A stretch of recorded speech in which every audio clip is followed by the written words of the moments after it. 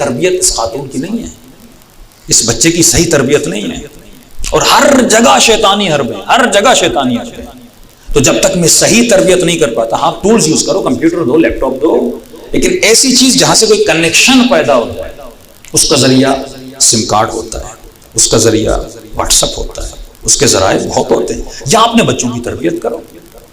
یہ جو پرائیویسی کا کانسیپٹ ہے نا، ویسٹرن کانسیپٹ، کہ باپ اگر بچے کے کمرے میں بھی جائے نوک نوک کر کے جائے، اور اگر ایسے چلا جائے تو بابا آپ نے میری پرائیویسی خراب کر دی، میری اجازت کے بغیر آپ نے میرا لیپ ٹاپ کیسے کھولا، آپ میری پرائیویسی کے اندر ان ہو گئے، آپ میرے موبائل کے اندر ان ہو گئے۔ اس کا مطلب اس گھر میں ولایت نہیں ہے۔ امیر المؤمنین کی اگر مجھ پر ولایت ہے تو میری اجازت کے بغیر وہ میرے مال کو بھی مصرف کر سکتے ہیں، میری اجازت کے بغیر میری بیوی کو طلاق بھی دلوا سکتے ہیں، میری اجازت کے بغیر میرے بچوں کے مالک بھی۔ اسی طرح باپ کی ولایت بچے پر ہے۔ اسلام کہتا ہے والد اپنے بیٹے کی زندگی میں 100% انوالو رہے، اس کی وجہ ہے مثلا جو ویسٹرن کلچر تھا کہ جس میں بچے شادی کرنے کے بعد ویسٹرن ورلڈ میں اپنے والدین سے سیپریٹ ہو جاتے ہیں، یہ ویسٹرن کلچر ہے۔ اسلامی کلچر یہ تھا کہ جوائنٹ سسٹم میں رہو، ہاں مسائل ہوتے ہیں لیکن مسائل کا حل یہ نہیں کہ تم جدا ہو جاؤ، مسائل اس لیے ہوتے ہیں کیونکہ اس گھر میں تربیت نہیں ہے۔ نہ ساس کو پتا ہے بہو کے ساتھ اخلاق کیا کرنا ہے، نہ بہو کو پتا ہے کہ مجھے اپنی ساس کے ساتھ، نہ بیٹے کو پتا ہے کہ ماں کا حق کیا ہے اور بیوی کا حق کیا ہے، تو ان دونوں میں کنفیوز ہو جاتا ہے۔ اس کی صحیح اب تربیت نہیں ہے تو اس کا حل یہ تو نہیں کہ تم گھروں کو اجاڑ کے الگ ہو جاؤ اپنے والدین کے ساتھ۔ اور جو اطاعت والدین، جو ثواب خدمت والدین، صرف والد و والدہ کے دیکھنا بھی عبادت ہے، تو اس سے محروم ہو جائے۔ کم از کم گھر میں رہے گا تو اپنی ماں کے پاؤں تو دبائے گا، باپ کی خیریت تو پوچھے گا۔ لیکن وہ ویسٹرن کلچر جو مسلم سوسائٹی میں ہو گیا، تو ان کے بوڑھے ماں باپ آپ دیکھیں اولڈ ہاؤسز میں رہتے ہیں، ڈپریشن کا شکار، کینسر کے شکار ہو جاتے ہیں، پوری زندگی ان کی تباہ و برباد، خسرت دنیا والآخرہ ہو جاتا ہے۔ اور یہی کلچر ہماری سوسائٹی میں، ہماری پرائیویسی خراب ہو رہی ہے۔ تو پہلے کیا ہوتا تھا کہ جو بچیاں شادیاں کرتی ہیں، ظاہر ہے ایک بچی نے شادی کی، پریگننٹ ہو گئی، اب اسے تجربہ تو نہیں ہے نا کہ بچہ پیدا ہوتا ہے، بچے کی بیماری کیا ہوتی ہے، ہاں اس کا علاج کیا ہے، تو فوراً گھبرا جاتے ہیں اس ڈاکٹر کے پاس، اس ڈاکٹر کے پاس، اور ایک خاتون کا دوسرا بچہ مر گیا۔ لیکن وہ خاتون جو اپنی سانس کے ساتھ رہتی ہے یا اپنی بوڑھی ماں کے ساتھ ہوتی ہے، تو ان بوڑھی ماؤں کو، دادیوں کو تجربہ ہوتا ہے، ایکسپیرینس ہوتا ہے کہ بچے بیمار ہوتے ہیں تو بچے کے لیے کیا کرنا ہے، ہاں ٹوٹکے ان کو آتے ہیں تو بچے بچ جاتے ہیں، تو ان گھروں میں رہتے ہیں۔ دوسرا جو مرد اور بیوی بھی جاب پہ لگ گئے تو بچے کو سنبھالے کون؟ پہلے تو یہ تھا کہ دادی سنبھال لیتی تھی، پھپھو سنبھال لیتی تھی، خالہ سنبھال لیتی تھی۔ تو اسلام کا جتنا نظام ہو، اکنومیکلی بھی آپ کے فائدے میں، اخلاقاً بھی آپ کے فائدے میں، آپ کی زندگی میں اس میں سکون بھی آتا ہے، پیس بھی آتا ہے۔ لیکن یہ جو کانسیپٹ ہے کہ میں نے کہا کہ والد میرے کمرے میں داخل نہ ہو جائے، میری پرائیویسی ہے، میری موبائل میں داخل نہ ہو جائے، میرے لیپ ٹاپ کو چیک نہ کرے، مجھ سے پوچھے بھی نہیں کہ تم کس کس کے ساتھ گھومنے گئے تھے، میری پرائیویسی ہے، میری لائف ہے۔ تو اب اس جوان کو زندگی گزارنے کا تجربہ تو نہیں ہے، جیسا میں 20 سال میں تھا ویسا میں 30 سال میں تو نہیں ہوں نا، ان 10 سال میں مجھے اتنا تجربہ۔ تو وہ والد جو 50 کا ہے، 60 کا، اس نے دنیا کی ہر برائی اور اچھائی کو دیکھا ہوا ہے۔ وہ بیٹر اپنے بچے کو گائیڈ کر سکتا ہے کہ میرے لال فلاں سے دوستی نہ کرنا، فلاں جگہ پہ نہ جانا، یا آج جو تم شہوتوں میں پڑے ہوئے، موبائل کے غلط تعلقات میں اور غلط دوستیوں پڑے ہوئے ہو، ہم بھی ان چیزوں سے گزر چکے ہیں، اس میں کچھ بھی نہیں ہے، تمہاری زندگی کا یہ وقتی مزہ ہے۔ تو اگر اچھا گائیڈ کرے، مولا فرماتے ہیں عقل مند انسان وہ ہے جو دوسروں کے تجربے سے فائدہ لیتا ہے۔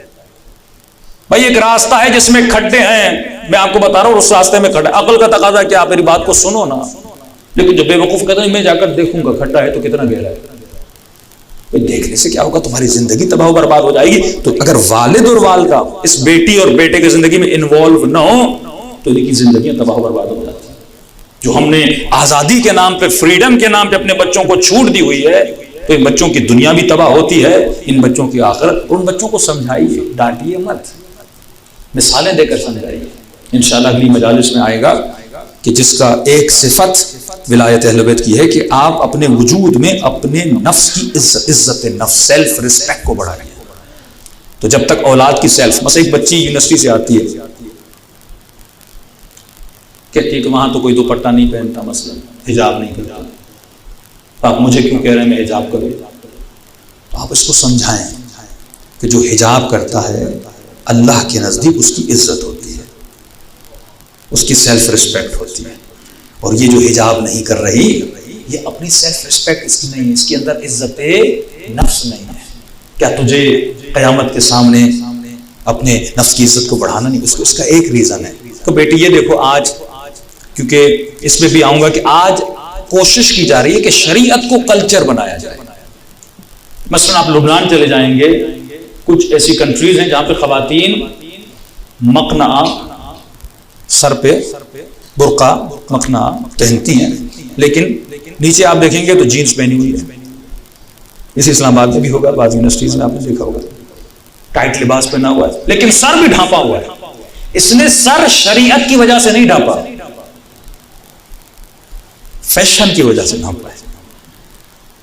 تو اس نے کیا کوشش کی، یہی جوان جس کو باپ کہتا تھا داڑھی رکھو داڑھی رکھو، داڑھی نہیں رکھ رہا تھا، اور جب کسی ہالی ووڈ کے بالی ووڈ کے بڑے ایکٹر نے داڑھی رکھی، اس نے داڑھی رکھنا شروع کر دی. اب خوش ہو گیا کہ باپ بھی راضی، شیطان بھی راضی.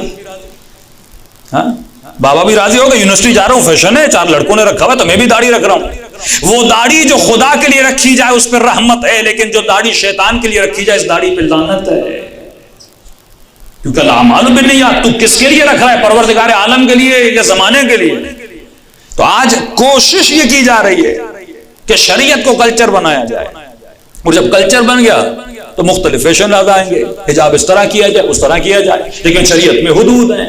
شریعت کہتی میری حد سے تجھے باہر نہیں نکلنا. اگر میری نماز صبح 2 ہے تو 2 پڑھنی ہے، 3 پڑھی تو تیرے اوپر لعنت ہے. کیونکہ شریعت اللہ کی مرضی کا نام ہے، تیری مرضی کا نام نہیں ہے. اگر تو اپنے وجود پہ اہل بیت کی ولایت کو، ولایت کا مطلب یہ ہے کہ اپنے وجود پہ مرضی خدا کو نافذ کرے. تو آج سب سے بڑا فقدان یہ ہے کہ ہمیں پتہ ہی نہیں اس بچے کے اندر سیلف ریسپیکٹ کو کیسے بڑھانا ہے. صلوات پڑھے محمد و آل محمد.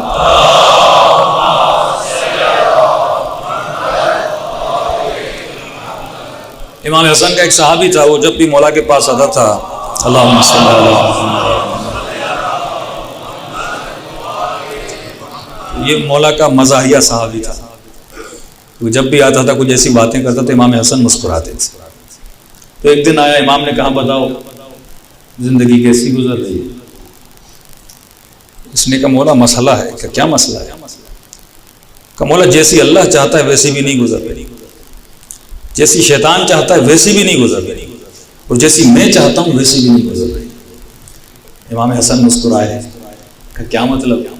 کہ مولا اللہ یہ چاہتا ہے کہ زندگی ایسی گزاروں جیسے وہ چاہتا ہے، تو کبھی ایسی گزارتا ہوں کبھی نہیں گزارتا، تو پوری زندگی اللہ کی مرضی پہ گزار بھی نہیں پا رہا، کبھی نماز تو کبھی جھوٹ. اور شیطان یہ چاہتا ہے پوری زندگی اللہ کی مخالفت میں گزاروں، ایسی بھی نہیں گزر رہی. کبھی آپ کے پاس آ جاتا ہوں، کبھی مسجد میں چلا جاتا ہوں، کبھی غلط کام بھی کر لیتا ہوں، اور میں یہ چاہتا ہوں مجھے کبھی موت آئی نہ. ایسا بھی نہیں ہو سکتا مولا، ایک دن مجھے مرنا ہے. تو انسان کا حال یہ ہے.